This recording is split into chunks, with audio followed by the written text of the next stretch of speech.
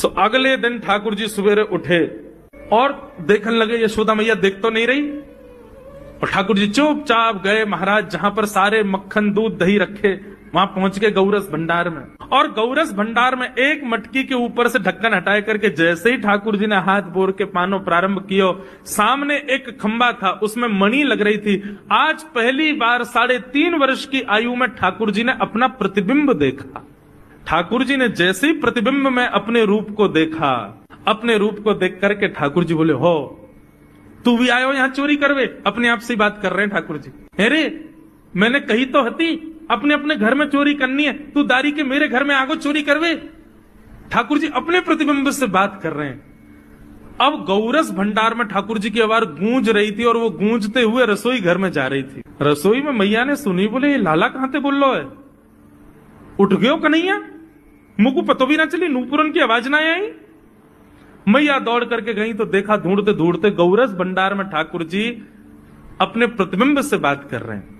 कितनी सुंदर झांकी है ठाकुर जी की। ठाकुर जी मक्खन पा रहे हैं। बोले अच्छा अब आ तो गए हो यहाँ पे, लेकिन सुन चुपचाप चोरी करके भाग जाइयो, मेरी मैया बहुत मारेगी तो को। बाकू यदि पतो चल गई तू चोरी कर रहा है तो को उखलते बांध देगी, मेरी मैया बहुत मारेगी।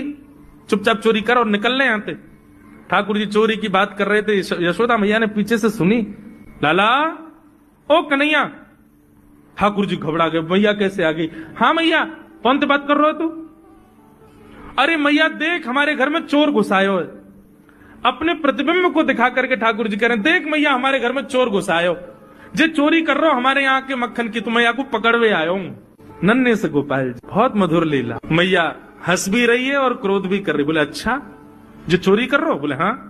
चल याकू तो मैं पकड़ लूंगी, लेकिन जे बता तेरे हाथ में मक्खन कैसे लगो? तू तो याकू पकड़वे आयो ना। अब मैया याकी मैं कहा बताऊं, तेने मेरे हाथ में पद्म राग के ऐसे ऐसे बढ़िया कंगन पहना रखे हैं, कड़ूला पहना रखे हैं सोने के। जब मैं धूप में निकलूं ना तो धूप की किरण से मुंह को बहुत जलन है जाए हाथ में।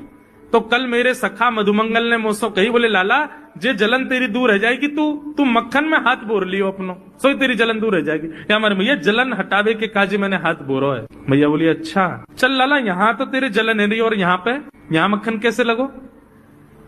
ठाकुर जी बोले मैया मैं अपनी जलन दूर कर रहा हूं। इतने में जन कहां एक मक्खी आके मेरे मुंह पे बैठ गई। बाकू उड़ावे के काज मैंने जैसे मुंह पे हाथ किया सो मक्खन मेरे मुंह पे लग गो। मैया मैया बोली लाला तू चोरी भी करन लगो और अब झूठ भी बोलन लगो मुझसे।